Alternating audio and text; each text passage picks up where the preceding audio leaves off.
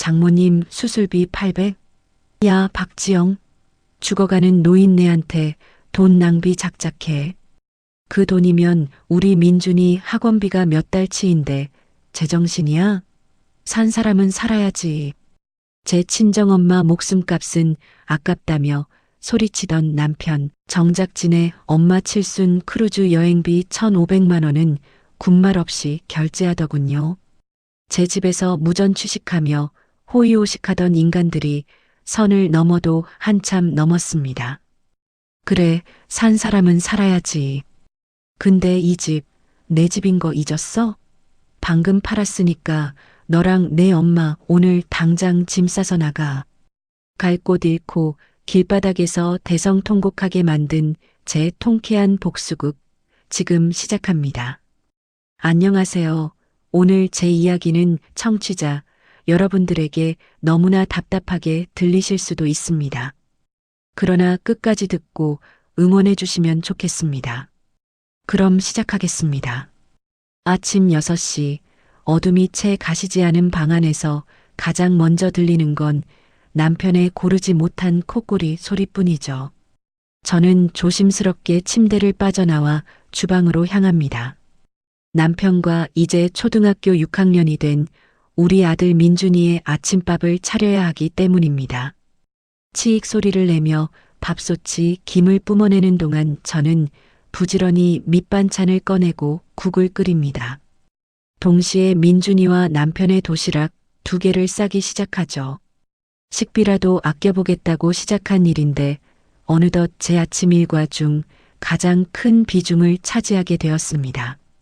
시계 바늘이 7시 20분을 가리키면 저는 서둘러 현관문을 나섭니다. 대기업 격리팀 대리로 근무하는 저는 9시 출근을 맞추기 위해 1시간 20분이라는 긴 출근길을 견뎌야 하거든요. 만원 지하철에 몸을 싣고 흔들리다 보면 제가 사는 이 아파트가 있는 신도시의 전경이 창밖으로 스쳐 지나갑니다. 이 32평형 아파트는 제게 아주 특별한 의미가 있습니다. 결혼 전 친정아버지가 우리 딸, 너만은 고생시키기 싫다며 전 재산을 털어 증여해 주신 집이죠. 아버지는 이 집을 제게 주시고 2년 뒤 폐암으로 세상을 떠나셨습니다. 그래서 이 아파트는 제게 단순한 부동산이 아니라 아버지의 마지막 사랑이자 이 험한 세상에서 저를 지켜주는 유일한 방패막이입니다.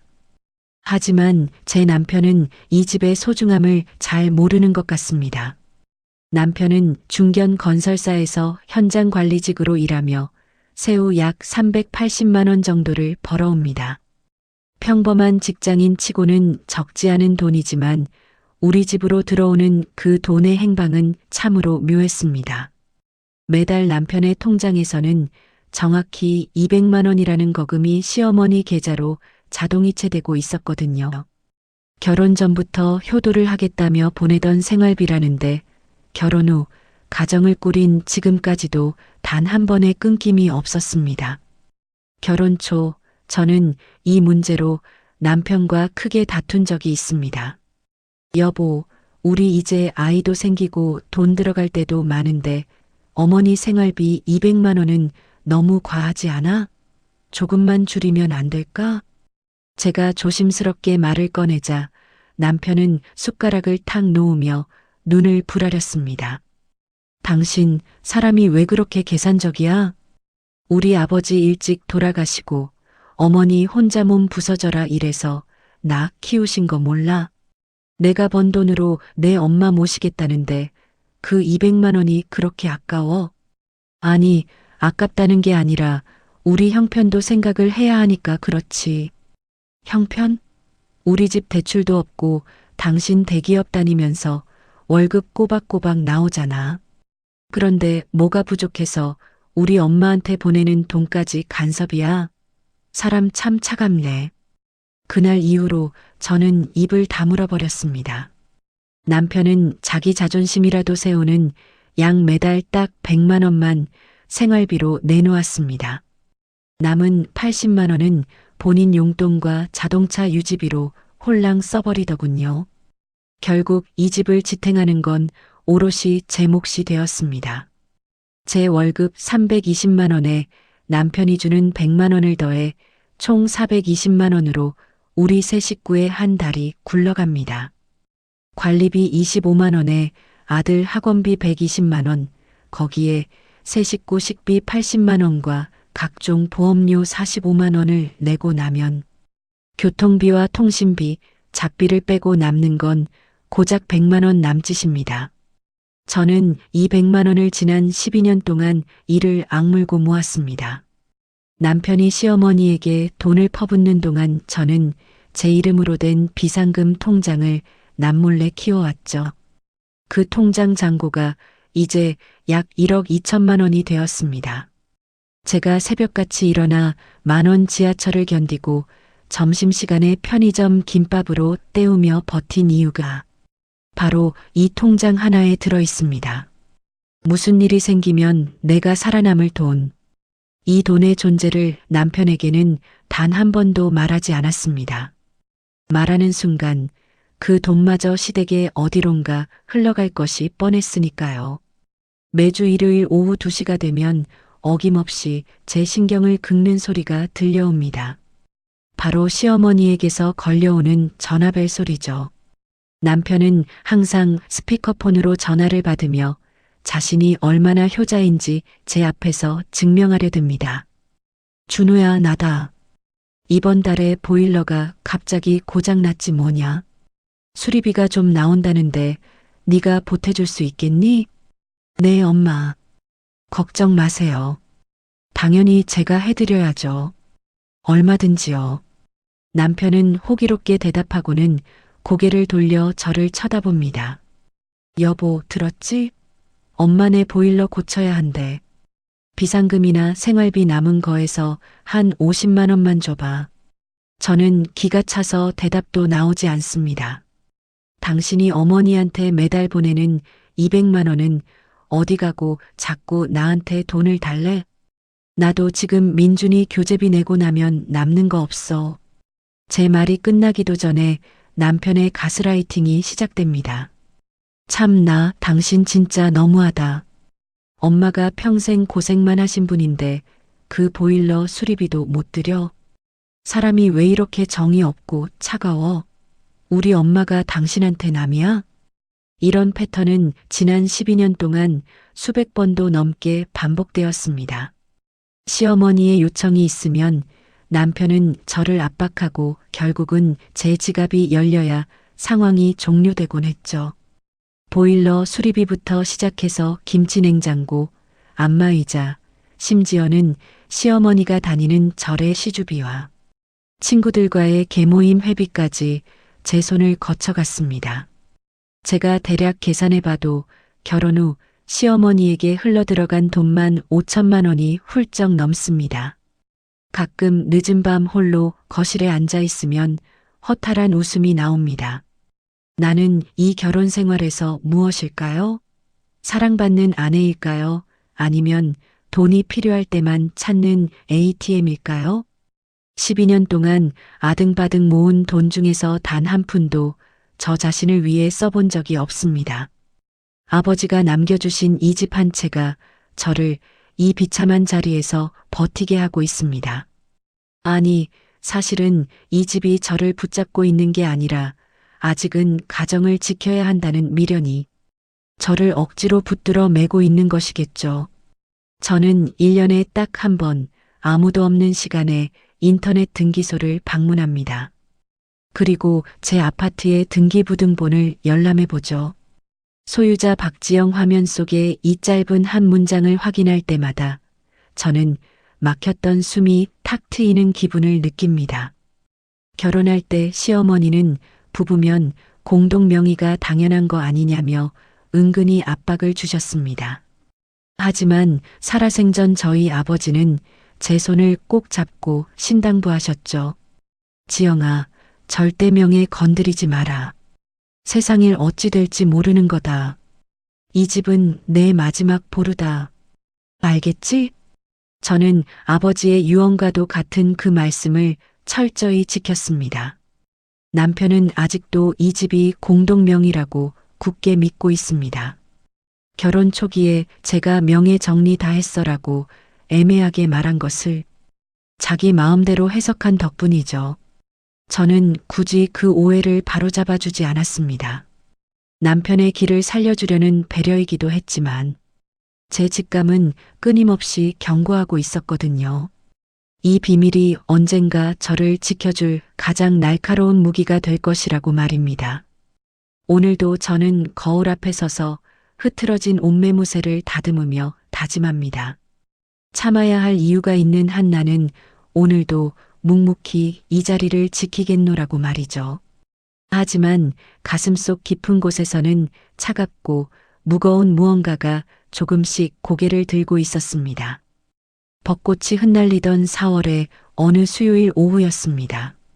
여느 날과 다름없이 회사에서 분기 결산 작업에 매달려 정신없는 시간을 보내고 있었죠. 숫자들과 씨름하며 엑셀 화면을 뚫어지게 쳐다보던 오후 3시 17분 책상 위에서 진동하던 핸드폰 액정에 친정엄마라는 네 글자가 떴습니다. 저는 바쁜 와중에도 입가에 작은 미소를 띠며 전화를 받았습니다. 엄마, 웬일이야? 이 시간에 전화를 다 하고. 하지만 전화기 너머에서 들려온 건 엄마의 다정한 목소리가 아니었습니다. 낯선 남성의 차갑고 다급한 음성이 제 고막을 때렸죠. 박지영 씨 보호자 되시나요? 네, 맞는데요. 누구신데 저희 엄마 전화를. 어머니께서 횡단보도를 건너시다가 교통사고를 당하셨습니다. 지금 대학병원 응급실로 이송 중이니 보호자분은 지금 바로 와주셔야겠습니다. 순간 제 손에 쥐어져 있던 볼펜이 바닥으로 툭 떨어졌습니다. 머릿속이 하얘지면서 주변의 모든 소음이 아득하게 멀어지더군요. 동료들에게 대충 상황을 알리고 어떻게 회사를 빠져나왔는지 기억도 나지 않습니다. 택시를 잡아타고 병원으로 달려가는 내내 제 손은 덜덜 떨렸습니다. 응급실에 도착한 시각은 오후 4시 40분. 그 차갑고 소란스러운 공간 한 구석, 하얀 침상 위에 초라하게 누워있는 엄마를 발견했습니다. 엄마의 얼굴은 시퍼런 멍투성이었고 여기저기 긁힌 상처들이 가득했습니다. 담당 의사는 차트를 넘기며 무미건조한 목소리로 상태를 설명해 주더군요. 오른쪽 고관절 골절에 갈비뼈 2개가 금이 갔습니다. 뇌진탕 증세도 보이고요. 무엇보다 고관절 수술을 최대한 빨리 진행해야 합니다. 어르신 연세에 이 부위를 방치하면 합병증이 와서 생명이 위험해질 수도 있거든요. 수술하면 괜찮아지는 거죠? 선생님, 제발 부탁드려요. 제 애원의 의사는 냉정하게 덧붙였습니다. 수술비는 대략 800만 원 정도 나올 겁니다. 하지만 이게 끝이 아니에요. 이후 재활 치료비까지 다 합치면 1,500만 원에서 2천만 원 정도는 예상하셔야 할 겁니다. 저는 엄마의 거칠고 마른 손을 꼭 부여잡았습니다. 통증 때문인지 의식만 간신히 붙들고 있던 엄마가 제 손의 온기를 느꼈는지 힘겹게 눈을 떴습니다. 그리고는 갈라진 목소리로 겨우 한마디를 내뱉더군요. 지영아, 돈 많이 들지? 그냥 나 나더라, 나 다 살았다. 그 말을 듣는 순간 제 가슴이 갈기갈기 찢어지는 것 같았습니다. 엄마의 눈가에 맺힌 눈물을 닦아주며 저도 모르게 꺼느껴 울고 말았죠. 엄마, 무슨 그런 소리를 해? 돈 걱정은 내가 해. 엄마는 치료만 잘 받으면 돼. 알겠지? 하지만 사실 엄마의 사정을 누구보다 잘 아는 건 저였습니다. 아버지가 돌아가신 뒤 67세인 엄마에게 남은 건 빌라 월세, 보증금 3천만 원이 전부였죠. 아버지의 유산 대부분은 제 아파트를 마련해 주시는 데 쓰였고 나머지는 아버지의 투병 생활비로 다 소진되었으니까요. 엄마는 그 반지하 빌라에서 살면서도 딸에게 짐이 되지 않으려 애쓰셨습니다.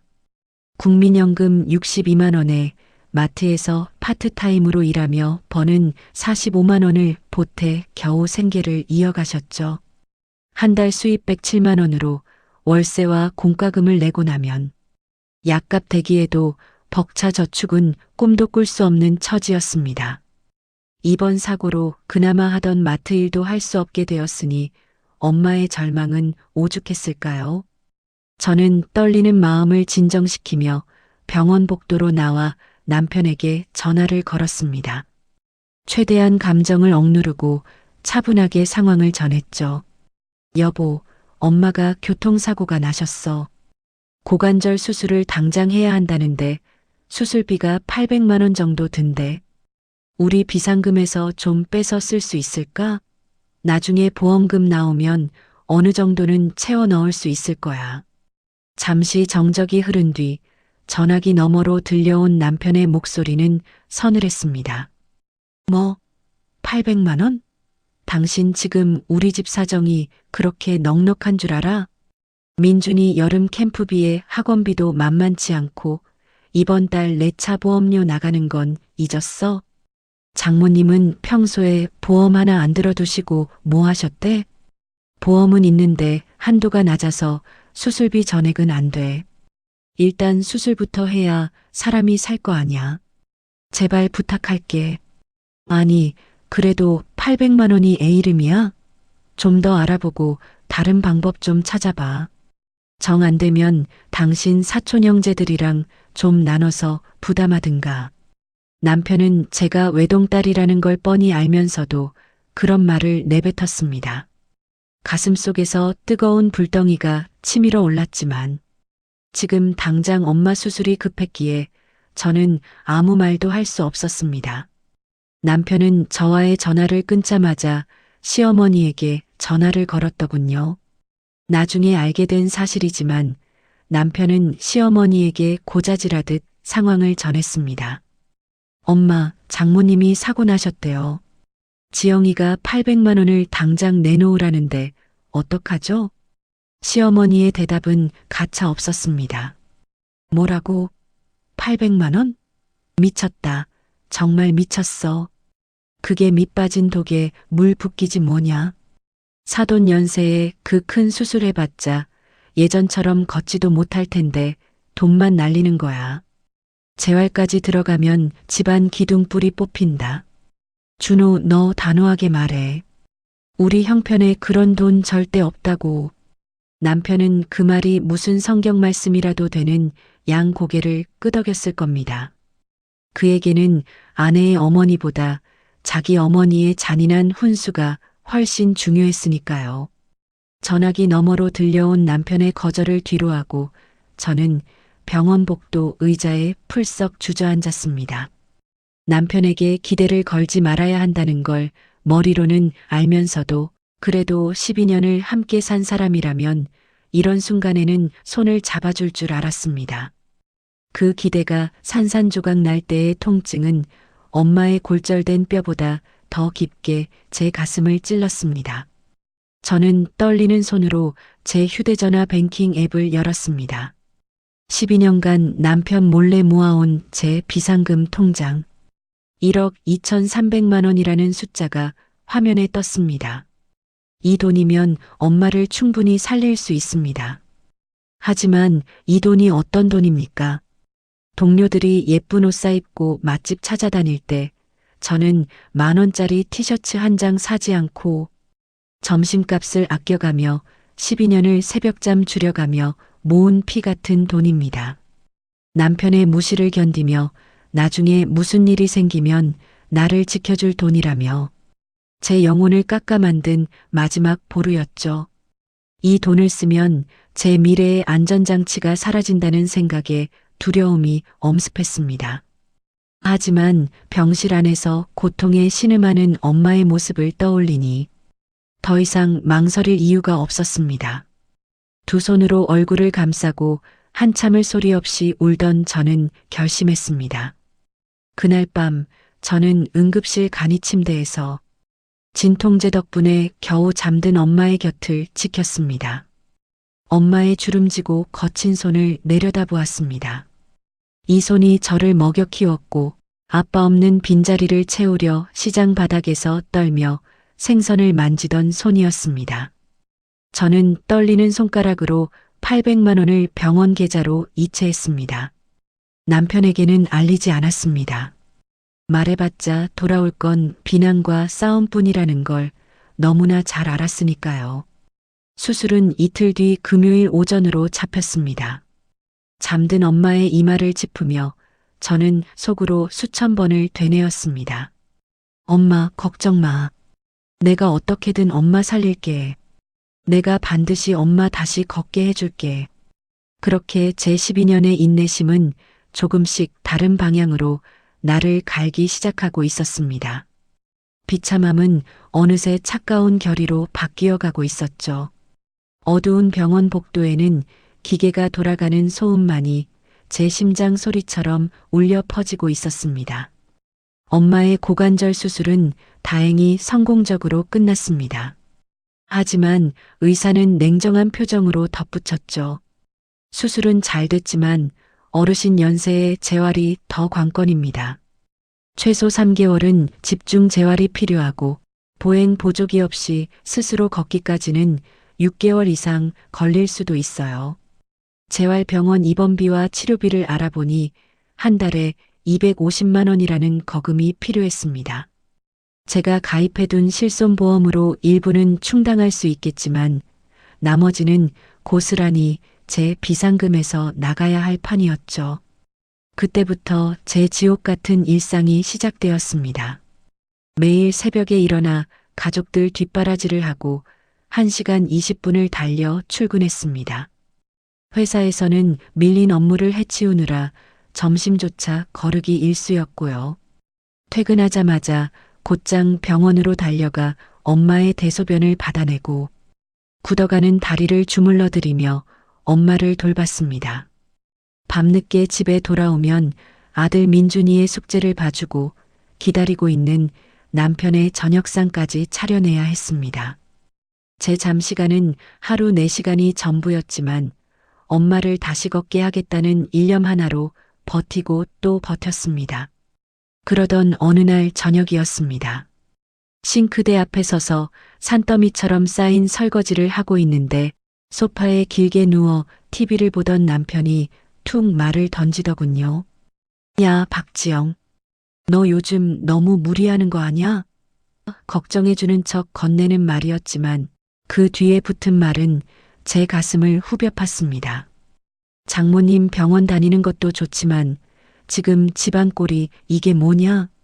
어제는 민준이 학교 알림장도 확인 안 해서 애가 준비물을 못 챙겨갔다며.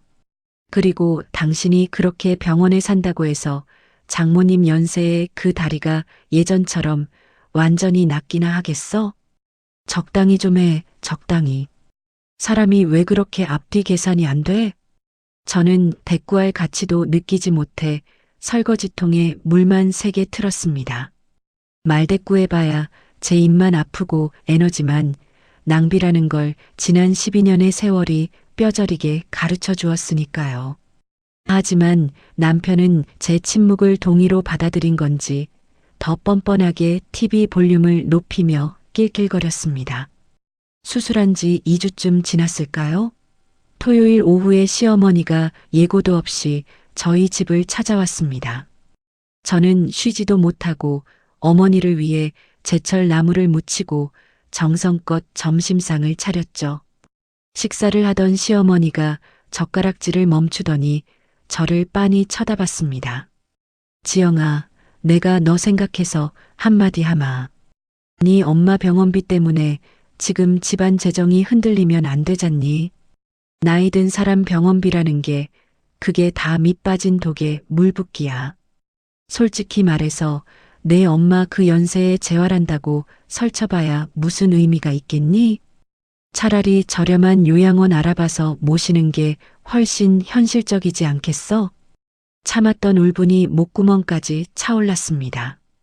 저는 들고 있던 젓가락을 식탁 위에 탁 내려놓았습니다. 어머니, 저희 엄마 이제 67이세요.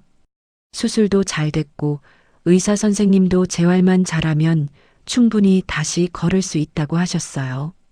제 말에 시어머니는 콧방귀를 뀌며 비아냥거렸습니다. 글쎄다.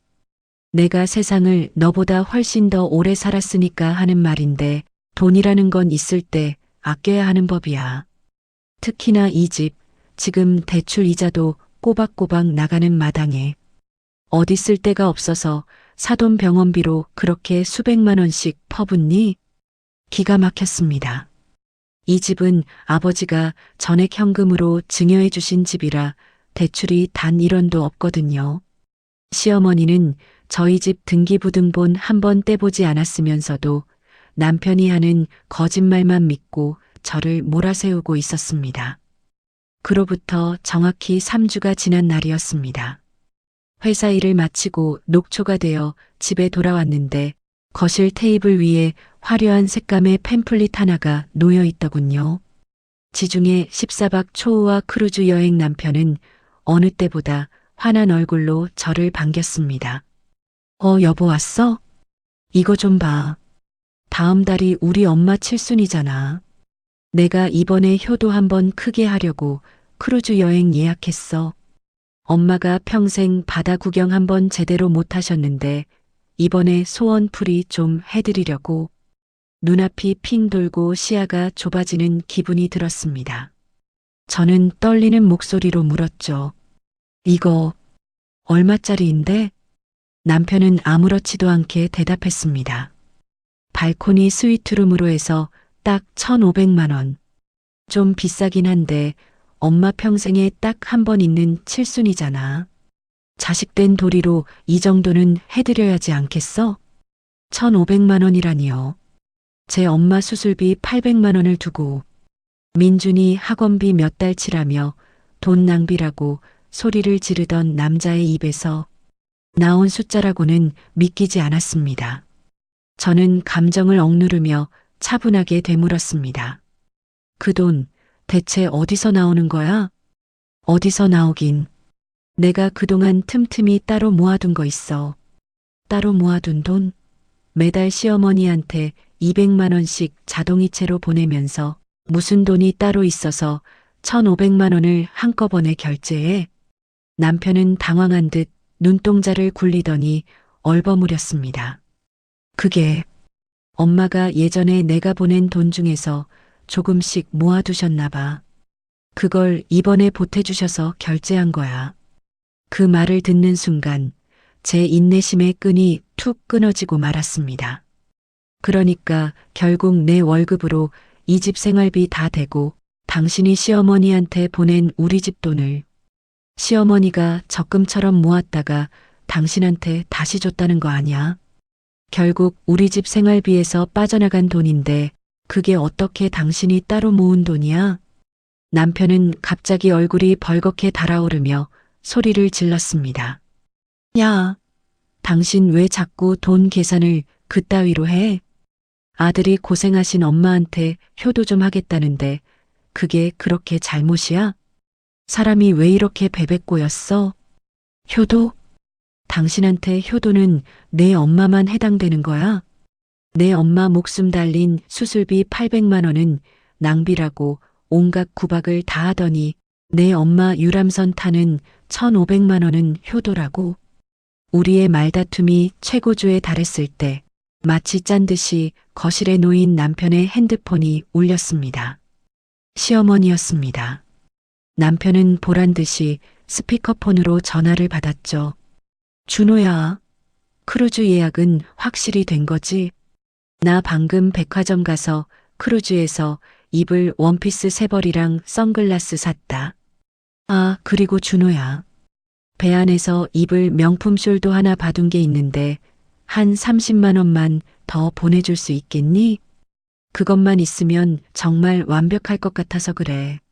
저는 그 소리를 듣는 순간 더 이상 그 자리에 서 있을 수가 없었습니다. 아무 말 없이 안방으로 들어가 문을 걸어 잠갔습니다. 침대 위에 쓰러지듯 누워 이불을 머리끝까지 뒤집어 썼습니다. 베개를 입에 물고 터져나오는 오열을 간신히 참아냈습니다. 지금 제가 느끼는 이 감정이 분노인지 아니면 12년 세월에 대한 서러움인지, 그것도 아니면 제 인생에 대한 허탈함인지 도저히 분간이 안 되더군요. 아, 이게 바로 내 결혼 생활의 실체였구나. 나는 이 집에서 사랑받는 가족이 아니라 그저 돈을 벌어다 주는 기계일 뿐이었구나. 내 엄마가 죽든 살든 다시 걷든 못 걷든 관심조차 없는 저 남편과 그런 아들을 키워놓고 오로지 자기 아니만 챙기는 저 시어머니 사이에서 나는 대체 무엇을 위해 그토록 아등바등 살았던 걸까요? 가슴속 깊은 곳에서 차가운 얼음 송곳이 돋아나는 기분이었습니다. 12년간 쌓아온 인내와 희망이 그 1,500만 원짜리 크루즈 팸플릿 한 장에 산산조각 나버렸습니다. 어두운 방 안에서 저는 눈을 부릅뜬 채 다짐하고 또 다짐했습니다. 이수모, 절대로 그냥 넘어가지 않겠노라고 말이죠. 벽 너머로 들려오는 남편의 웃음소리가 마치 제 심장을 짓밟는 소리처럼 들려오고 있었습니다. 그 지옥 같은 크루즈 예약 사건이 터지고 나서 약 2주라는 시간이 흘렀습니다. 저는 겉으로는 폭풍이 지나간 바다처럼 평온하게 일상을 보냈죠. 여전히 남편의 아침상을 차리고 민준이의 등굣길을 챙기며 회사로 향했습니다. 하지만 제 속은 얼음처럼 차갑게 식어 남편의 일거수일투족을 관찰하기 시작했습니다. 남편의 귀가 시간, 통화할 때의 미세한 목소리 변화, 휴대폰을 숨기는 각도까지 말이죠. 그러던 어느 날 밤이었습니다. 화장실에서 나오는데 서재 쪽에서 부스럭거리는 소리가 들리더군요. 살며시 다가가 보니 남편이 급하게 책상 서랍을 닫으며 몸을 돌렸습니다.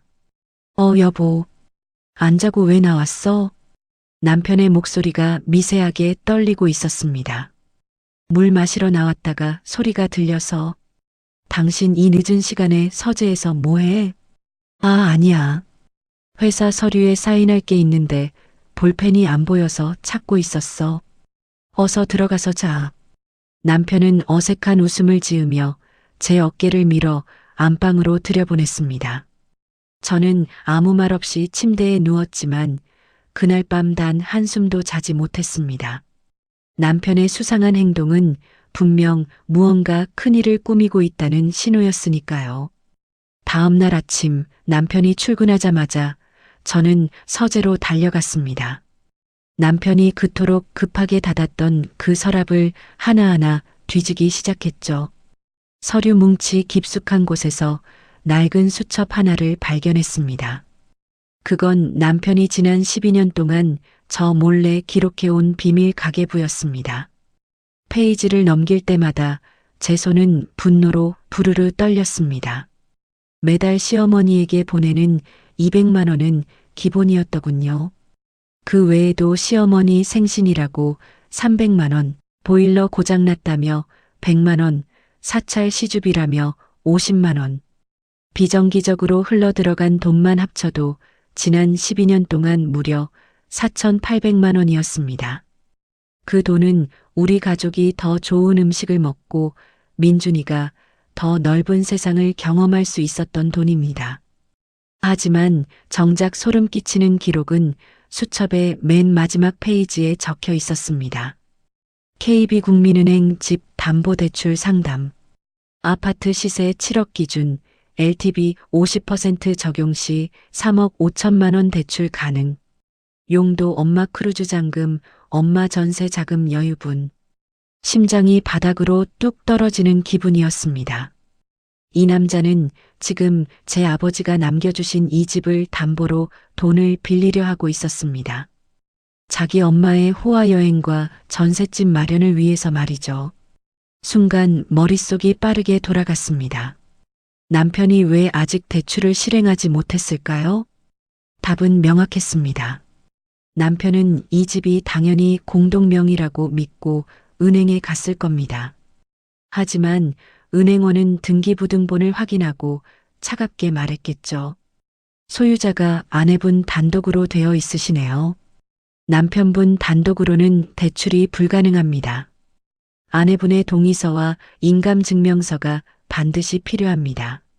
남편은 그제야 이 집이 제 단독 명의라는 사실을 알게 되었을 겁니다. 그리고 저에게 말하는 대신 끔찍한 계획을 세운 것이죠. 저는 서둘러 안방 옷장 안쪽에 숨겨둔 작은 금고를 확인했습니다. 지문 인식 방식이라 남편이 열 수는 없었을 겁니다. 그런데 금고 표면을 자세히 보니 미세하게 긁힌 자국들이 선명했습니다. 어떻게든 억지로 열어보려 시도한 흔적이었죠. 세상에, 당신 정말 이런 인간이었어? 저는 떨리는 가슴을 진정시키며 다시 서재 서랍을 샅샅이 뒤졌습니다. 서랍 가장 안쪽, 다른 서류 사이에 끼워진 종이 한 장이 눈에 들어왔습니다. 그건 다름 아닌 인감증명서 발급 위임장 양식이었습니다. 위임인 란은 비어 있었지만 대리인 란에는 남편의 이름과 주민번호가 선명히 적혀 있었습니다. 제 인감도장만 손에 넣으면 제 허락 없이 인감증명서를 떼서 집을 담보로 대출을 받으려 했던 증거였습니다. 온몸의 피가 거꾸로 솟는 것 같았습니다. 친정엄마 수술비 800만 원은 낭비라던 인간이 내 집을 잡혀서 3억 5천만 원을 빼내 제 엄마에게 갖다 바치려 했다니요. 분노가 극에 달하자 오히려 정신이 맑아졌습니다. 저는 휴대폰을 꺼내 수첩 내용과 위임장 양식을 하나하나 사진으로 찍었습니다.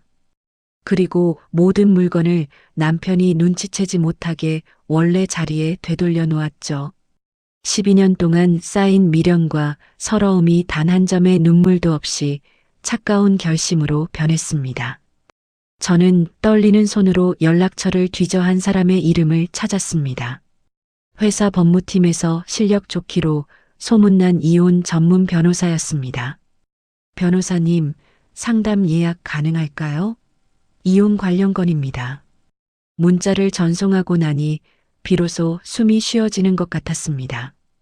그날 밤 저는 일부러 평소보다 일찍 침대에 누워 잠든 척했습니다. 새벽 2시쯤 되었을까요?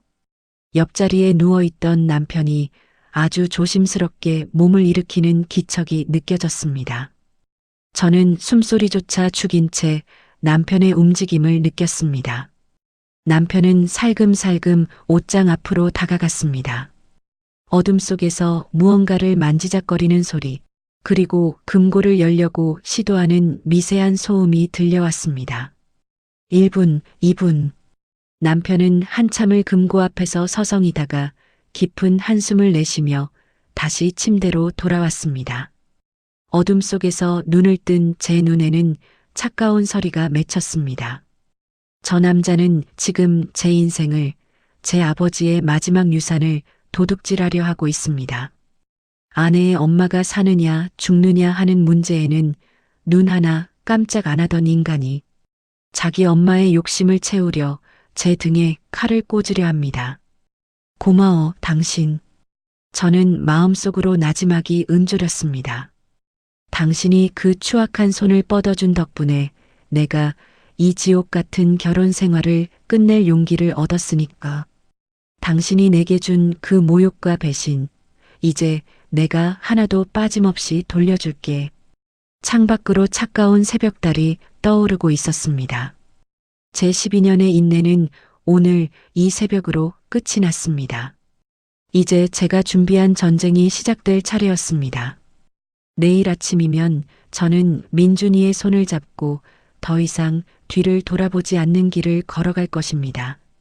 남편이 꿈꾸던 그 화려한 크루즈 여행이 얼마나 처참한 난파선이 될지 똑똑히 보여주겠다고 다짐하며 저는 길고 긴 밤을 지새웠습니다. 남편이 제 인감도장을 훔치려던 그 밤 이후 제게 남은 건 차가운 이성뿐이었습니다. 그 다음 주 월요일 저는 회사에 반차를 내고 미리 예약해둔 변호사 사무실을 찾았습니다. 가방 안에는 며칠 동안 치밀하게 준비한 자료들이 가득했죠. 아파트 등기부등본, 남편의 비밀 수첩 사진, 인감증명서, 위임장 양식, 그리고 시어머니의 초우와 크루즈 예약 확인 메일 캡처본까지. 여기에 지난 12년 동안 제가 꼼꼼히 기록해온 가계부와 일기장을 모두 꺼내 놓았습니다. 변호사님은 안경을 고쳤으며 자료들을 하나하나 살폈습니다. 한참을 검토하던 그가 고개를 들며 입을 열었죠.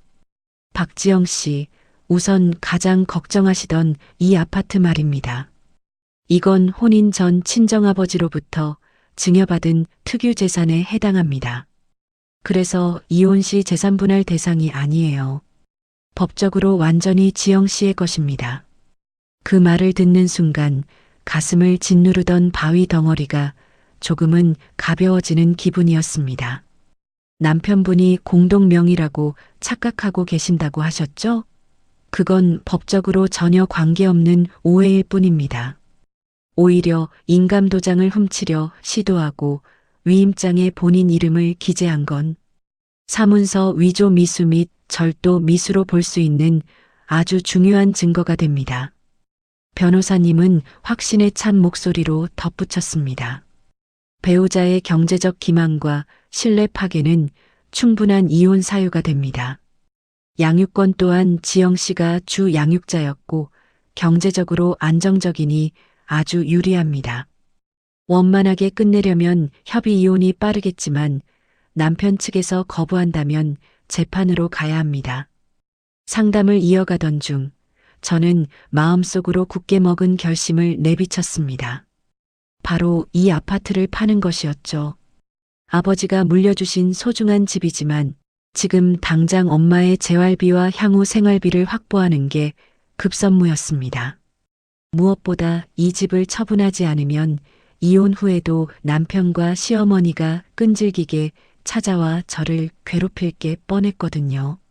저는 이 지긋지긋한 인연의 고리를 완전히 끊어내고 싶었습니다. 단독명의라 매각에 남편 동의는 필요 없습니다. 다만 나중에 재산 은닉 주장이 나올 수 있으니 주의해야 해요. 하지만 특유 재산임이 명확하고 매각 대금을 어머니 의료비로 쓴다는 명분이 확실하니 큰 문제는 없을 겁니다. 이혼 소장을 먼저 접수하고 매각을 병행하는 게 가장 깔끔하겠네요. 그 주 수요일 저녁 남편이 야근한다는 연락을 받은 저는 곧장 단지 내 부동산으로 향했습니다. 사장님, 이 아파트 급매로 내놓으려고요. 시세보다 2천만 원 정도 낮춰서라도 한 달 안에 잔금 치를 수 있는 분이면 좋겠어요. 중개사 사장님은 깜짝 놀라며 되물었습니다. 아니, 지금 이 평수면 시세가 7억 2천은 가는데 7억에 내놓으시겠다고요? 그 가격이면 아마 이번 주 안에 바로 계약될 거예요. 네, 사정이 급해서 그러니 최대한 빨리 매수자를 찾아주세요. 부동산을 나온 저는 발걸음을 재촉했습니다.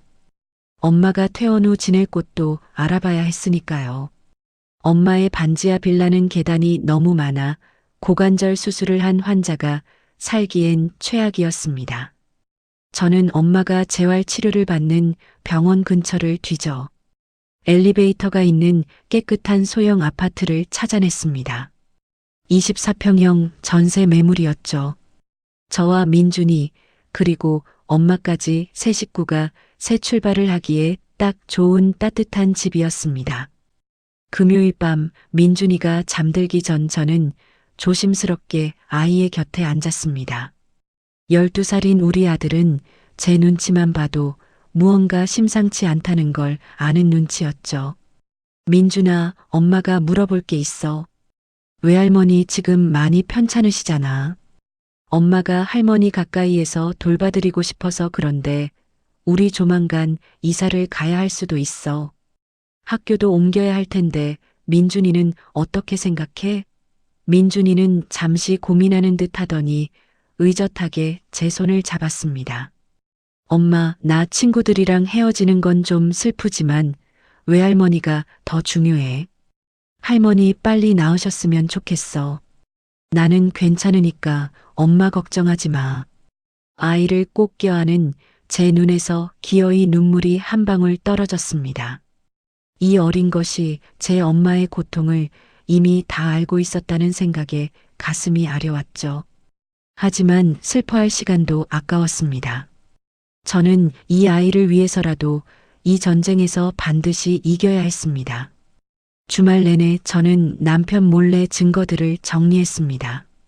시어머니에게 보낸 송금 내역과 위임장 사진들을 USB와 클라우드에 이중으로 백업했죠.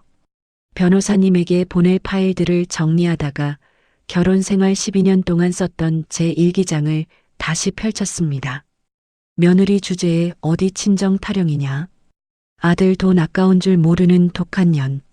시어머니가 내뱉었던 수많은 모욕적인 말들이 날짜와 함께 기록되어 있었습니다. 그때는 그저 서러워서 적어둔 글들이 이제는 남편과 시어머니를 무너뜨릴 날카로운 칼날이 되어 있었습니다. 밤이 깊어 창밖에 정적만이 감도는 시간, 저는 빈 거실에 서서 허공에 대고 속삭였습니다. 전쟁은 감정으로 하는 게 아니라 준비로 하는 거다. 제 등 뒤로 아버지가 흐뭇하게 웃어주시는 것만 같은 착각이 들었습니다. 아빠가 남겨주신 이 집, 그 마지막 역할을 다하게 해줄게요. 엄마를 살리고 나를 살리는데 아낌없이 쓸게요. 차가운 새벽 공기가 거실을 채웠지만 제 심장은 그 어느 때보다 뜨겁게 뛰고 있었습니다. 더 이상 두려움은 없었습니다. 이제 제가 그어놓은 결승선을 향해 거침없이 달려갈 일만 남았으니까요. 가족이라는 이름으로 저를 갉아먹던 이들과의 작별이 조금씩 눈앞으로 다가오고 있었습니다. 아파트 매수자가 확정되고 계약이 일사천리로 진행되던 평범한 평일 오후였습니다. 저는 평소처럼 회사에서 업무에 집중하고 있었죠. 하지만 제가 집을 비운 사이 예상치 못한 불청객이 제 성역을 침범하고 있었습니다. 퇴근 후 현관문을 열었을 때 제 심장은 그대로 바닥에 떨어지는 것 같았습니다. 현관에 놓인 낯익은 자주색 구두 한 켤레. 시어머니의 것이었습니다. 남편이 제 허락도 없이 알려준 도어락 비밀번호를 누르고 제 집 안으로 당당하게 들어온 것이죠. 거실로 들어서자마자 저는 소리를 지를 뻔했습니다. 시어머니가 거실 소파에 앉아 있었고 테이블 위에는 제 서재 서랍에서 꺼낸 것이 분명한 서류들이 마치 쓰레기 더미처럼 어지럽게 펼쳐져 있었습니다. 보험 증권, 적금 통장 사본, 그리고 가장 밑바닥에 숨겨두었던 부동산 매매 계약서 사본까지 말이죠. 시어머니의 얼굴은 이미 시뻘겋게 달아올라 험악하게 일그러져 있었습니다. 그녀는 제가 들어오는 것을 보자마자 종이 뭉치를 허공에 흔들며 소리쳤습니다. 야, 박지영, 이게 다 뭐냐? 너 지금 집을 판다고? 너 아주 미쳤구나. 피가 거꾸로 솟고 혈압이 치솟는 것이 느껴졌습니다. 하지만 저는 일부러 심호흡을 하며 천천히 가방을 내려놓았습니다. 천천히 신발을 벗고 거실로 들어가며 싸늘하게 물었죠. 어머니, 지금 제 허락도 없이 남의 집 서랍을 뒤지신 거예요? 남의 집? 너 지금 말이 짧다. 서랍이고 뭐고 이 집은 우리 준호 집이기도 한데 내가 못 볼 게 뭐가 있어. 천하의 독한 년 같으니라고. 집을 팔다니, 이 집을 팔면 우리 아들이랑 민준이는 어디 가서 살라고 이 난리야. 저는 아직 제 히든 카드를 꺼낼 때가 아니라고 판단했습니다. 최대한 감정을 억누르며 차분하게 대꾸했죠. 어머니, 이거는 저와 남편이 상의해서 결정할 문제입니다. 어머니가 이래라 저래라 관여하실 일이 아니에요. 제 말이 끝나기도 전에 시어머니가 자리에서 벌떡 일어났습니다. 관여할 일이 아니라고? 내 아들이 피땀 흘려 지키는 집인데 어디 며느리 주제에 집을 마음대로 팔아치워. 너 당장 이 계약 취소해. 안 그러면 내가 가만 안 있을 줄 알아. 어머니, 다시 한번 말씀드리지만 이거는 제가 결정할 문제입니다. 어머니는 이제 그만 제 집에서 나가주세요. 시어머니의 눈이 휘둥그레졌습니다. 지난 12년 동안 단 한 번도 큰 소리 내지 않고 죽은 듯이 시키는 대로 하던 며느리의 태도가 하루아침에 180도 달라진 것을 감지한 것이죠. 잠시 당황하던 시어머니는 갑자기 전략을 바꾸었습니다. 목소리를 낮추고 가식적인 동정을 유발하는 톤으로 저에게 다가왔습니다. 지영아, 내가 너무 흥분해서 그랬다. 그런데 한번 잘 생각해봐라. 이 집을 덜컥 팔아버리면 우리 가족 모두 갈 곳이 없잖니. 정내 엄마 병원비가 문제라면 내가 우리 준호한테 잘 말해서 조금이라도 보태게 해줄게. 그러니까 집 파는 건 제발 다시 생각해 주렴. 저는 헛웃음이 나오는 것을 참으며 그녀를 똑바로 응시했습니다. 어머니, 그동안 준호 씨 월급에서 매달 200만 원씩 꼬박꼬박 가져가셨잖아요. 12년이면 그게 거의 3억 원이에요. 그 큰 돈을 가져가시면서 우리 엄마 수술비 800만 원 필요하다고 했을 때 단 한 번이라도 보태주겠다고 하신 적 있나요? 그때 어머니가 저한테 뭐라고 하셨죠? 밑 빠진 독에 물 붓기라고 하셨잖아요. 시어머니의 얼굴이 순식간에 굳어버렸습니다. 그건 상황이 다르지. 자식이 늙은 애미한테 돈 보내는 게 뭐가 잘못이냐? 잘못이 아니라고요? 아니요, 틀렸어요. 그 돈이 이 집 생활비에서 빠져나간 거라면 저한테도 당연히 발언권이 있는 거예요. 어머니는 그 돈으로 1,500만 원짜리 크루즈 여행을 예약할 여유가 있으면서 제 엄마 병원비는 낭비라고 하셨죠. 그게 이중잣대가 아니고 뭐예요? 순간 시어머니의 표정이 다시 흉측하게 변했습니다. 조금 전에 가식적인 얼굴은 온데간데 없고 진짜 본색이 드러나기 시작했습니다. 이게 진짜 어디서 배운 버릇이야? 네가 감히 시애미한테 따져 물어? 내 친정 엄마가 너한테 해준 게 뭐가 있다고 이 난리냐?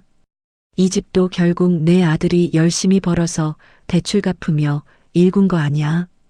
저는 이 말도 안 되는 주장을 들으며 가방 안에서 몰래 핸드폰의 녹음 버튼을 눌렀습니다. 그녀는 제가 이 집의 단독 명의라는 사실도 대출이 단 1원도 없다는 사실도 모른 채 자신이 만든 망상 속에 빠져 독설을 내뱉고 있었습니다. 너 같은 빈털터리 집안 딸이 우리 귀한 아들 만나서 이만큼 잘 먹고 잘 사는 게 다 누구 덕인지나 알아. 은혜를 원수로 갚아도 유분수지. 어디서 눈을 똑바로 뜨고 대들어. 저는 차갑게 웃으며 핸드폰을 챙겼습니다. 어머니, 오늘 하신 말씀들 하나도 빠짐없이 잘 기억해 두겠습니다. 더 추해지기 전에 이만 제 집에서 돌아가시죠. 시어머니는 씩씩거리며 짐을 챙겨 나갔습니다. 그녀가 나간 뒤 저는 녹음 파일을 확인했습니다. 그녀의 온갖 모욕적인 발언과 횡포가 선명하게 담겨 있었죠. 저는 망설임 없이 그 파일을 김현수 변호사님에게 전송했습니다. 잠시 후 변호사님에게서 답장이 왔습니다.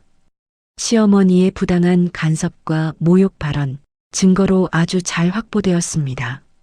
재판 이혼으로 갈 경우 유력한 보조 증거가 될 겁니다.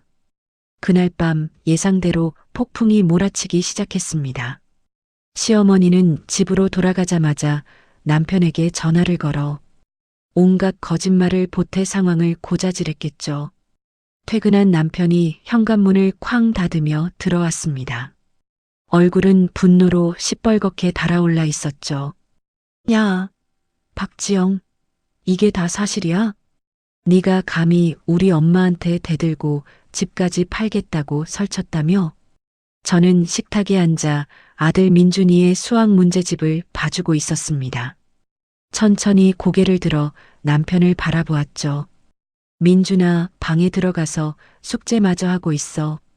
엄마가 아빠랑 잠깐 이야기할 게 있으니까. 민준이는 겁에 질린 눈으로 저희를 보다가 서둘러 방으로 들어갔습니다. 아이의 방문이 닫히는 소리를 확인한 뒤 저는 남편을 향해 턱짓을 했습니다. 거기 앉아. 이제 우리 제대로 이야기 좀 해야겠어. 싸늘하게 가라앉은 제 목소리에 남편은 당황한 듯 잠시 멈칫거렸습니다. 하지만 저는 이제 그를 두려워할 이유가 전혀 없었습니다.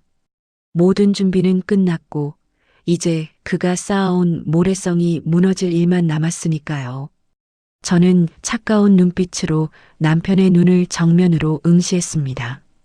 등 뒤에서 아버지가 저를 지켜보고 계시는 것만 같은 든든한 기분이 들었습니다.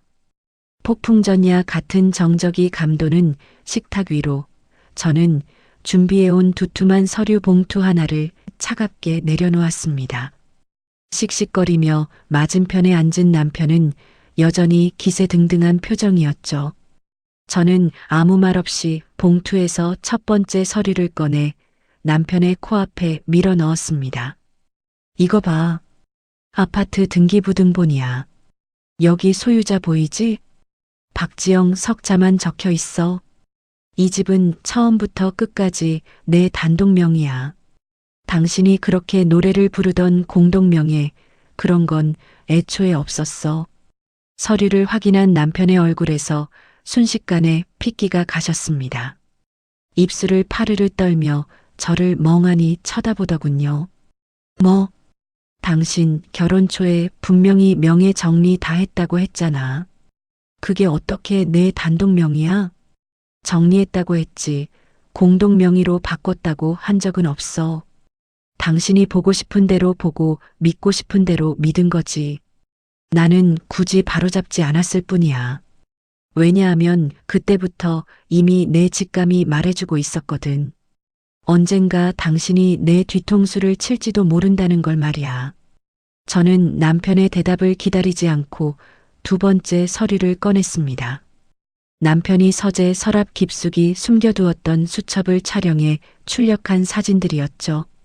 이건 당신 서재 서랍에 있던 거야. 매달 시어머니한테 보내는 200만 원 말고도 야금야금 추가로 송금한 내역이 12년 동안 총 4,800만 원이더라. 그리고 여기 마지막 페이지 보여? 집 담보 대출 3억 5천 가능이라고 적어놓은 네 글씨. 내 허락도 없이 내 집으로 3억 5천만 원이나 대출받으려고 했지? 남편의 입이 쩍 벌어지더니 눈동자가 심하게 흔들렸습니다. 그건 그냥 상황이 어떤지 알아만 본 거야. 정말로 대출받으려고 했던 게 아니라. 알아만 봐? 그럼 이건 어떻게 설명할래? 저는 세 번째 서류인 인감증명서 위임장 사진을 내던지듯 펼쳤습니다. 내 이름으로 된 인감증명서 위임장의 대리인으로 내 이름 떡하니 적어놨더라. 이걸 가지고 내 인감도장만 훔치면 바로 대출받으려고 했던 거잖아. 새벽 2시에 내가 자는 척하면서 지켜보는 줄도 모르고 옷장 안 금고 열려고 낑낑거리던 거 내가 다 봤어. 남편이 참다 못해 자리에서 벌떡 일어났습니다. 야, 너 지금 나를 도둑 취급하는 거야? 부부 사이에 좀 그럴 수도 있는 거지. 어떻게 사람을 이렇게까지 몰아세워? 저는 일어서지도 목소리를 높이지도 않았습니다. 오히려 더 낮고 서늘한 목소리로 대꾸했죠. 도둑 취급이 아니라 사실을 확인해 주는 거야. 아내 몰래 아내 집을 담보로 대출받으려고 아내의 인감도장을 손에 넣으려 한 행위. 법적으로 사문서 위조 미수이자 절도 미수에 해당한다는 거 이미 내 변호사한테 확인받았어. 변호사? 남편의 목소리가 맥없이 갈라졌습니다. 무릎에 힘이 풀린 듯 남편은 다시 의자에 주저앉았습니다. 너 벌써 변호사까지 만난 거야? 응. 이혼 소장도 다 준비해놨어. 아직 접수만 안 했을 뿐이야. 당황한 남편이 갑자기 제 손을 잡으려 하며 비굴한 표정을 지었습니다. 지영아, 잠깐만. 이혼이라니? 그건 너무 극단적이잖아. 내가 잘못한 건 인정할게. 앞으로 엄마한테 보내는 돈도 확 줄이고 그 크루즈 여행도 당장 취소할게. 그러니까 제발 이혼만은 하지 말자.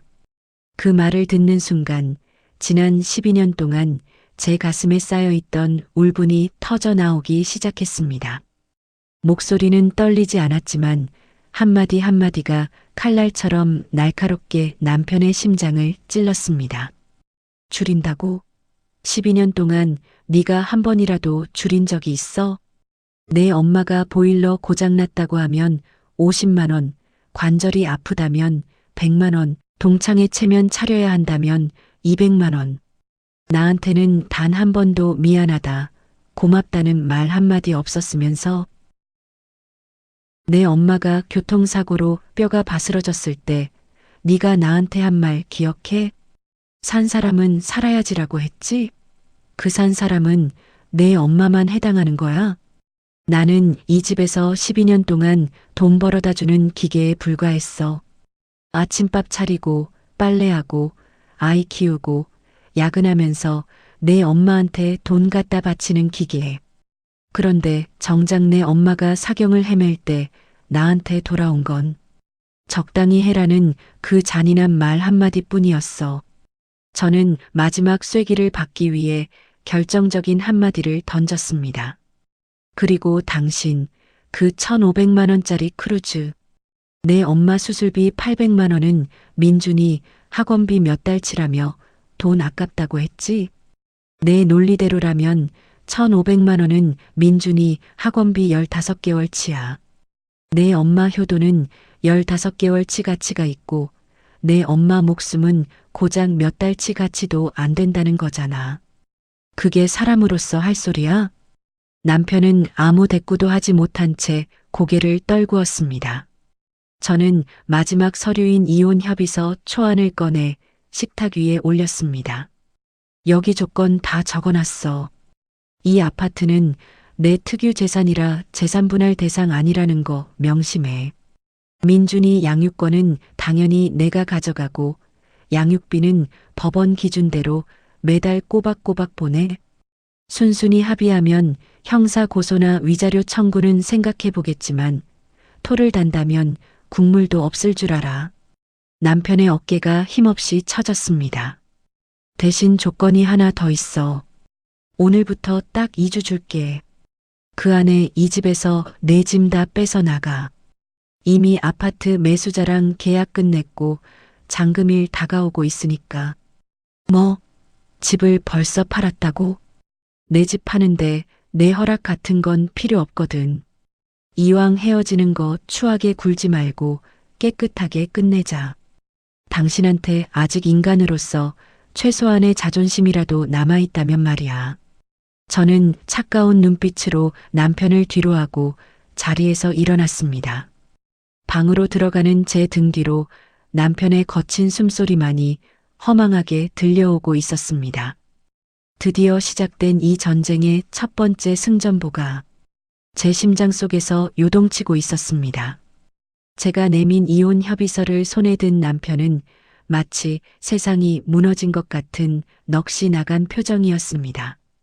손을 벌벌 떨며 한참을 서류만 내려다보던 남편은 황급히 휴대폰을 꺼내 시어머니에게 전화를 걸더군요. 스피커폰 너머로 들려오는 시어머니의 목소리는 평소보다 들떠 있었습니다. 준호야, 웬일이니? 내일 쇼핑하러 같이 가기로 한 거 잊지 않았지? 엄마, 그게 문제가 아니에요. 지영이가 지금 이혼하재요. 뭐? 이혼? 그게 무슨 자다가 봉창 두드리는 소리냐? 네가 뭘 잘못했다고. 지영이가 이미 집도 팔아버렸대요. 전화기 너머에서 잠시 정적이 흐르더니 이내 시어머니의 날카로운 비명이 터져 나왔습니다. 뭐? 진짜 집을 팔았대? 아니, 근데 그보다 준호야. 내 크루즈는 어떡해? 나 벌써 동네 사람들한테 자랑 다 해놨는데. 남편은 어이가 없는지 멍한 표정을 지었지만 평생을 어머니 말씀에 순종하며 살아온 버릇 때문인지 단 한마디도 반박하지 못했습니다. 그날 이후 제 휴대폰은 시어머니의 발작적인 호출로 쉴 새 없이 울려댔습니다. 하지만 저는 단 한 번도 전화를 받지 않았습니다. 전화벨이 울릴 때마다 조용히 거절 버튼을 누를 뿐이었죠. 그러자 곧바로 도끼 어린 문자들이 쏟아졌습니다. 지영아, 너 이러면 천벌 받는다. 당장 만나서 이야기 좀 하자.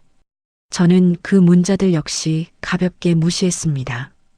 시어머니는 변호사를 선임해서 법적으로 대응하겠다며 으름장을 놓았지만 저는 알고 있었습니다.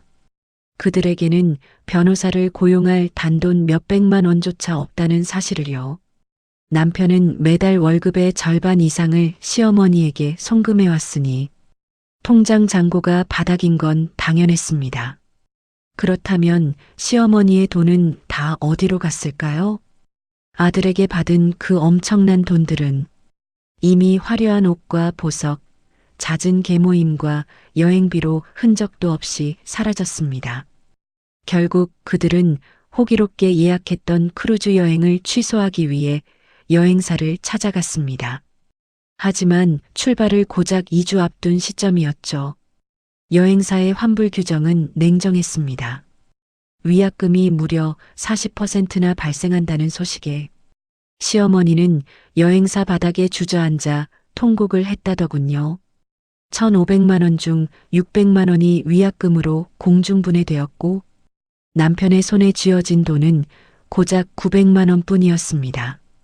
그 900만 원이 이제 그들 모자가 서울 하늘 아래서 몸을 뉘일 집을 구해야 하는 전 재산이 된 것입니다. 남편은 뒤늦게 자신의 초라한 성적표를 마주했습니다. 새우 380만 원의 월급. 그동안 당연하게 보내던 시어머니 생활비 200만 원을 빼면 180만 원이 남습니다. 여기에 매달 나가는 자동차 할부금 35만 원과 보험료 20만 원, 핸드폰 요금과 최소한의 교통비 15만 원까지 빼고 나니 남편의 손에 남는 돈은 고작 110만 원이었습니다. 이 110만 원으로 월세를 내고 밥을 먹고 앞으로 지급해야 할 양육비까지 감당해야 한다니 남편은 태어나서 처음으로 현실이라는 거대한 벽 앞에 서서 온몸을 떨고 있었습니다. 아파트 잔금일을 고작 5일 앞둔 날이었습니다. 시어머니가 다시 저희 집 문을 부술 듯이 두드려댔습니다. 마침 집에 있던 제가 문을 열어주자 시어머니는 현관에 들어서기도 전부터 악을 쓰기 시작했습니다. 박지영, 너 이리 나와. 이 집은 내 아들이 12년 동안 피땀 흘려 지킨 집이야. 주인이 누군데 감히 집을 팔아. 난 절대로 이 집에서 안 나갈 거다. 저는 담담한 표정으로 시어머니를 내려다보며 말했습니다. 어머니, 이 집 소유자는 서류상으로나 실제로나 저예요. 이미 매수인과 잔금 날짜까지 다 잡혀 있고요. 잔금일 이후에도 여기 계시면 불법 점거로 간주됩니다. 그때는 경찰에 신고해서 강제 퇴거 절차를 밟을 수밖에 없어요. 제 냉정한 태도에 시어머니는 갑자기 바닥에 주저앉아 자신의 허벅지를 내리치며 울부짖었습니다. 아이고, 사달이 났네. 나보고 이 늙은 몸을 이끌고 어디로 가라는 거야. 아들도 집이 없고 돈도 없는데 이 늙은 것이 길바닥에서 죽으라는 거냐? 저는 그런 시어머니 앞에 천천히 쭈그려 앉았습니다. 눈높이를 맞추었지만 제 눈빛에는 단 한 점의 온기도 없었습니다. 어머니, 지금까지 남편한테 받은 돈이 12년 동안 적어도 5천만 원은 넘잖아요. 자동이체로 보낸 생활비는 빼고도 말이에요. 거기에 이번에 돌려받은 크루즈 환불금 900만 원도 있죠? 그 돈 다 어디에 쓰셨어요? 시어머니의 울음소리가 순간 잦아들며 눈동자가 심하게 흔들렸습니다. 그녀의 그 짧은 침묵이 모든 것을 말해주고 있었습니다. 어머니, 지중해 바닷바람 맞으며 스위트룸에서 자는 꿈은 이제 깨세요. 그 환불금 900만 원으로 당장 고시원이라도 알아보시는 게 어머니와 남편이 살 수 있는 유일한 길입니다. 그 곁에는 남편이 벽에 기대어 서 있었습니다. 그는 소리조차 내지 못한 채 눈물만 주르르 흘리며 바닥을 응시하고 있었죠. 12년 동안 아내를 기만하고 어머니의 치맛자락만 붙들고 살았던 대가가 이렇게 처참한 파멸로 돌아올 줄은 꿈에도 몰랐을 겁니다. 저는 그들을 바라보며 아주 잠깐 연민의 감정을 느꼈습니다.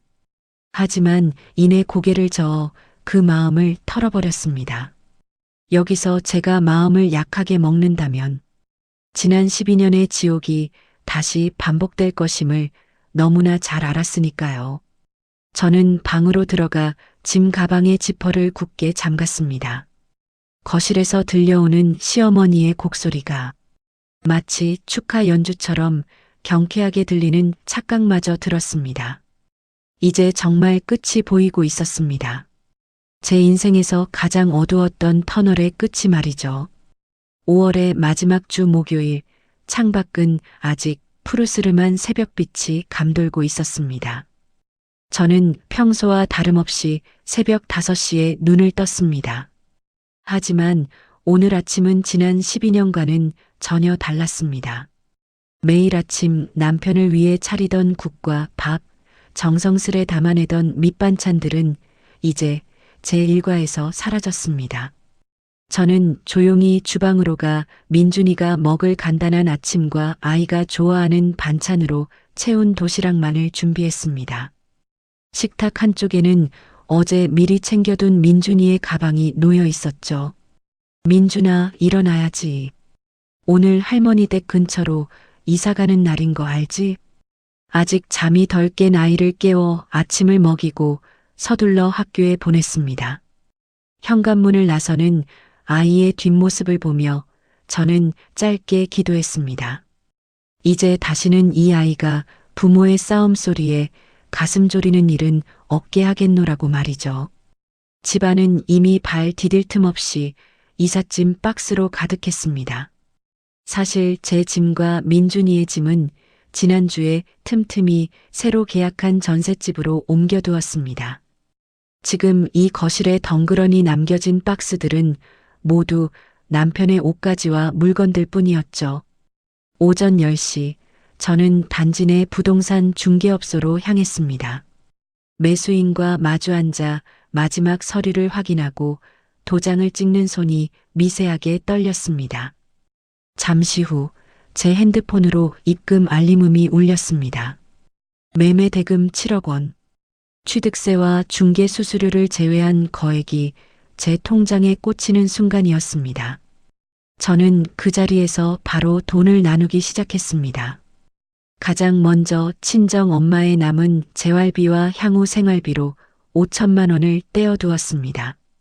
그리고 새로 들어갈 전셋집 보증금 2억 원을 송금했죠. 민준이의 이름으로 된 학자금 적금도 든든히 채워 넣었습니다. 여기에 12년 동안 이를 악물고 모아온 제 비상금 1억 2천만 원까지 합치니 통장에는 제가 상상도 못했던 숫자가 찍혀 있었습니다. 남편이 시어머니에게 돈을 퍼붓는 동안 제가 제 자신과 아이를 위해 지켜온 12년의 결실이었습니다. 부동산을 나온 저는 곧바로 법원으로 향했습니다. 미리 준비해둔 이혼 소장을 접수하기 위해서였죠. 배우자의 경제적 기만, 재산 침탈 시도, 신뢰관계의 회복 불가능한 파탄, 소장에 적힌 문구 하나하나가 제 가슴을 훑고 지나갔습니다. 양육권은 당연히 제가 청구했고 양육비 역시 법원 기준에 맞춰 당당히 요구했습니다. 위자료는 욕심내지 않았습니다. 그저 이 지긋지긋한 관계를 가장 빠르고 깨끗하게 끝내는 것이 제 목적이었으니까요. 모든 절차를 마치고 다시 돌아온 아파트는 적막하기만 했습니다. 짐이 빠져나간 빈 거실에 서서 저는 천천히 집안을 둘러보았습니다. 결혼할 때 아버지가 이 집을 사주시며 하셨던 말씀이 귓가를 맴돌더군요. 지영아, 이 집에서 행복하게 살아라. 아빠는 이제 죽어도 여한이 없다. 결국 행복하게 살지는 못했지만 이 집은 아버님의 유언처럼 마지막 순간까지 저와 아이를 지켜주었습니다. 저는 빈 거실벽을 가만히 쓰다듬으며 눈을 감았습니다. 아빠, 이 집이 이제 제 할 일을 다 했어요. 엄마도 살리고 저도 살렸어요. 이제 이 집은 좋은 사람에게 보내줄게요. 정말 고마웠어요, 아빠. 오후 4시 드디어 결전의 시간이 다가왔습니다. 남편이 평소보다 조금 이른 퇴근을 하고 집으로 돌아왔습니다. 현관문 앞에서 도어락 비밀번호를 누르는 소리가 들렸습니다. 삐빅삐빅 삐비빅. 하지만 문은 열리지 않았습니다. 잔금을 치르자마자 매수인이 사람을 불러 도어락을 교체했기 때문입니다. 당황한 남편에게서 곧바로 전화가 걸려왔습니다. 야, 박지영, 비밀번호가 왜 안 돼? 저는 베란다 창밖을 내다보며 아주 차분하게 대답했습니다. 오늘 잔금 다 치르고 소유권 이전했어. 이제 그 집 주인은 내가 아니라 새 매수인이야. 당신 짐은 내가 박스에 다 싸서 1층에 빼놨으니까 그거 챙겨서 당장 나가. 뭐? 내 짐을 1층에? 너 진짜 이러는 거야? 나보고 지금 어디로 가라고. 응, 진짜야. 이혼 소장도 오늘 법원에 접수하고 왔어. 조만간 법원에서 연락할 거야. 전화를 끊고 저는 엘리베이터 쪽으로 향했습니다. 복도에는 남편의 짐이 담긴 박스들이 흉물스럽게 쌓여 있었죠. 그때 마침 아들에게 연락을 받은 시어머니가 택시에서 내려 복도로 달려왔습니다. 시어머니는 1층 현관 앞에 쌓인 짐 박스들을 보자마자 비명을 질러댔습니다. 아이고, 이게 무슨 짓이야. 천하의 독한 년이 우리를 길바닥에 내쫓는구나. 동네 사람들, 이것 좀 보세요.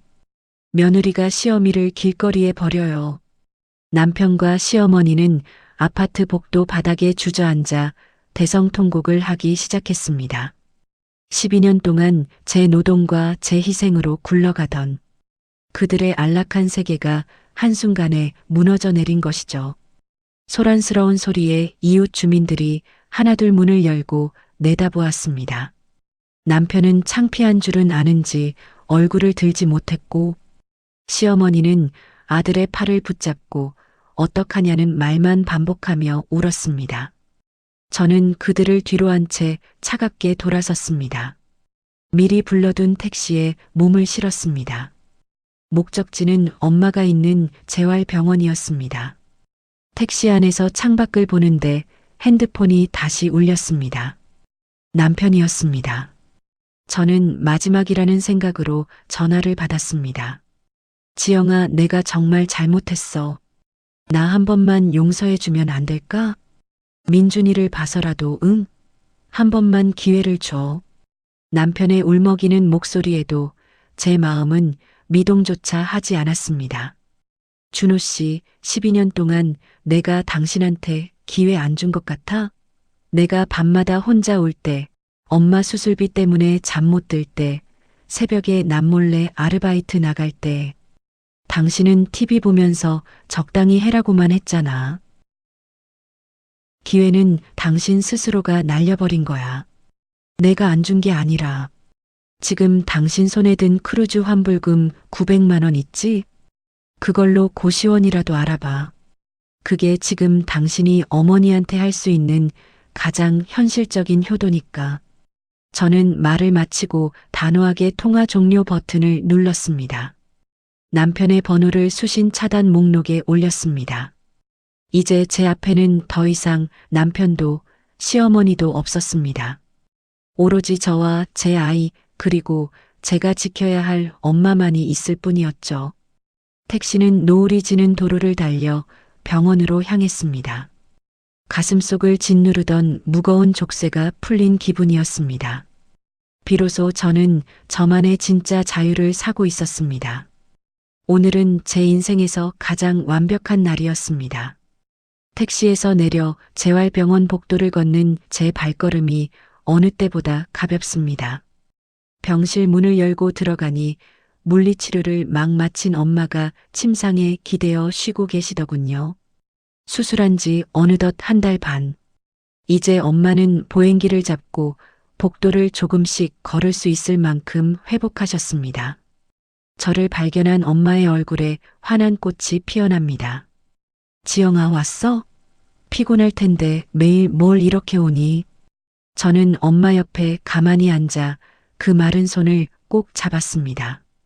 엄마, 나 오늘부터 진짜 자유인이야. 전부 다 끝내고 왔어. 제 표정과 손에 들린 서류 봉투를 가만히 살피던 엄마의 눈동자가 흔들립니다.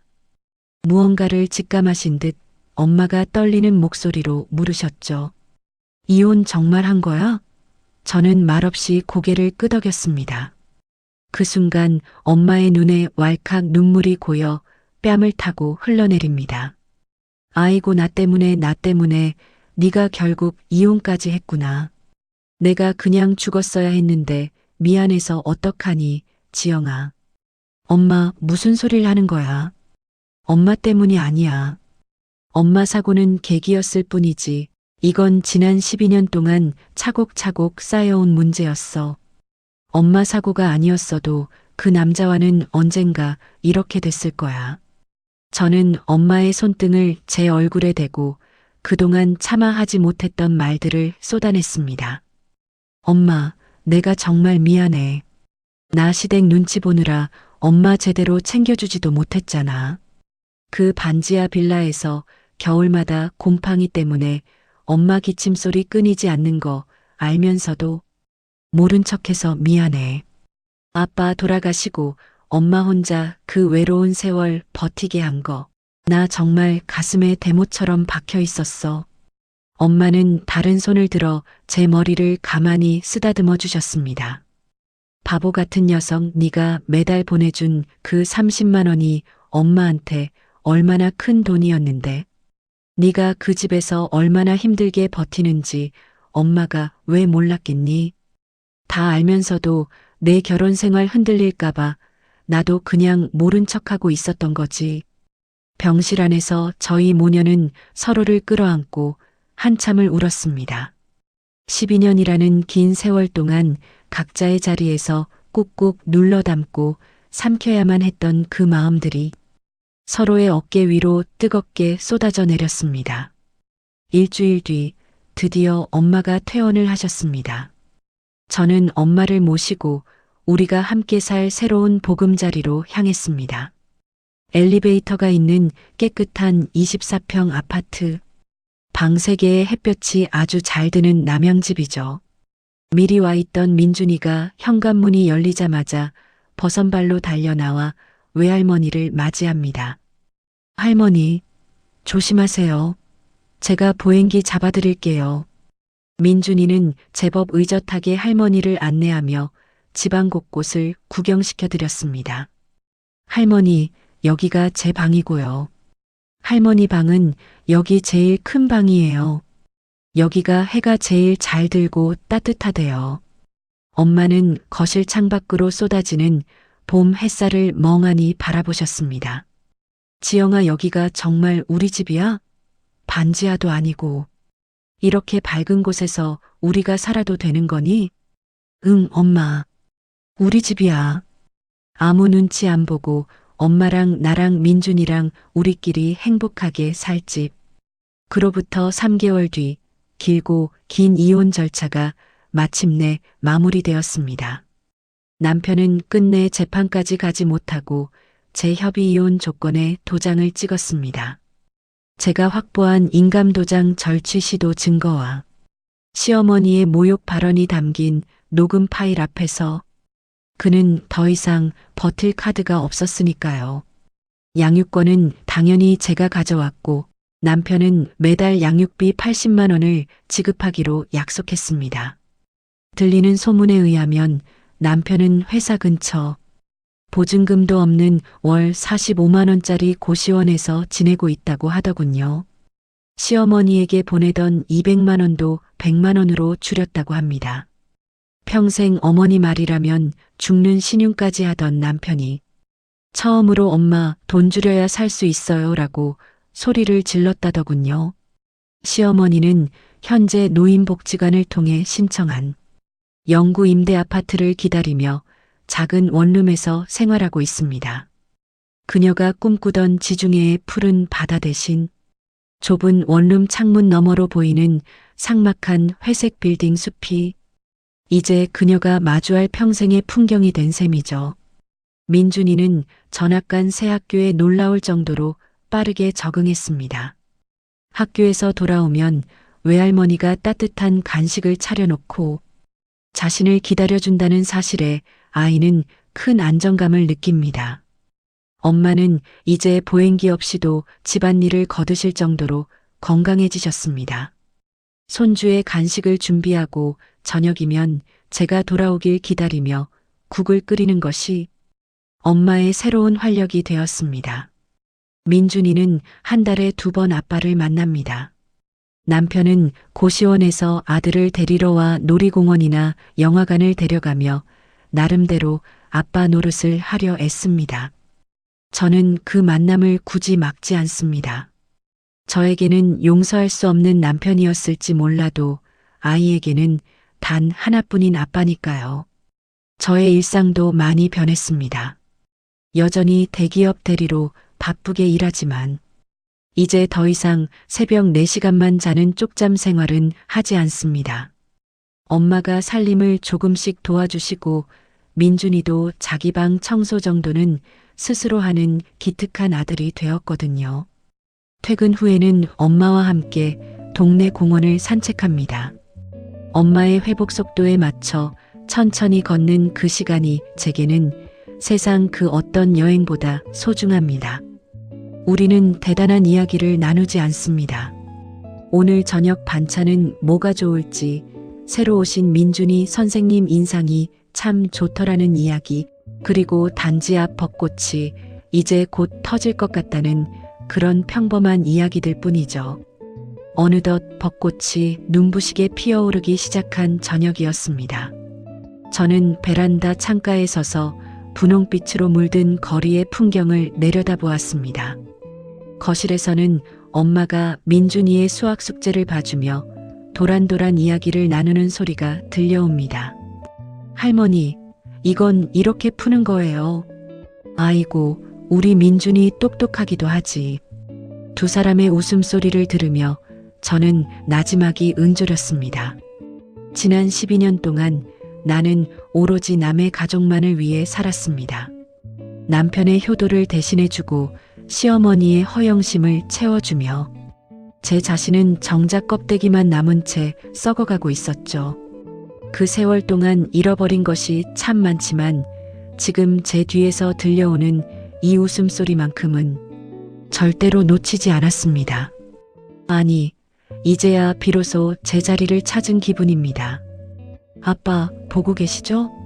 아빠가 남겨준 집, 결국 엄마도 살리고 나도 살렸어. 아빠가 항상 바라던 게 이런 거였지? 우리 지영이 고생 안 하고 웃으며 사는 거. 많이 늦었지만 이제부터는 정말 고생 안 하고 행복하게 잘 살게. 베란다 틈 사이로 향긋한 봄바람이 들어와 제 뺨을 간지립니다. 흐드러지게 핀 벚꽃잎 하나가 바람을 타고 제 손등 위에 가만히 내려앉습니다. 드디어 제 인생에도 진짜 봄이 찾아왔습니다. 지독하게 춥고 길었던 겨울을 견뎌낸 저만의 소중하고 따뜻한 봄말입니다. 오늘 밤은 아무 걱정 없이 아주 깊고 단잠을 잘 수 있을 것 같습니다.